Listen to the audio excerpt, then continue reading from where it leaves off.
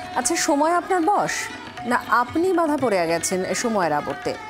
সময় দেখার জন্য মানুষ ঘড়ি আবিষ্কার করেছিল, আর এখন মানুষকে চালাচ্ছে সেই ঘড়ি। দৈনন্দিন জীবনে আমরা এখন সময়ের হাতের পুতুল।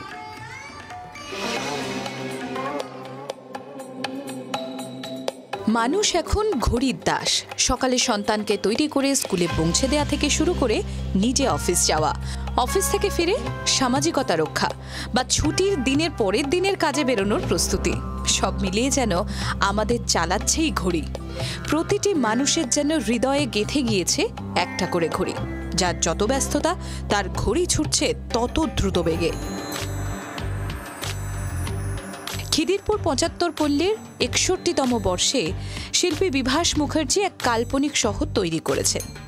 থিমের নাম যখন সময় থমকে দাঁড়ায়। কঠোর কঠিন ইস্পাত দৃঢ় সেই শহরের সব মানুষই ঘড়ির দাস। সবাই ঘুরছে ক্লকওয়াইজ, কারো থামার উপায় নেই।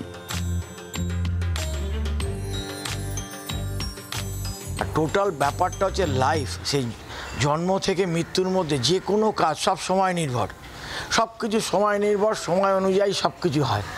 তাই আমরা সময়টাকেই বেছে নিয়েছি এই জন্যে যে একটা মানুষের সমস্ত ব্যাপারে যদি সময়টা না থাকে কোনো কাজই হবে না।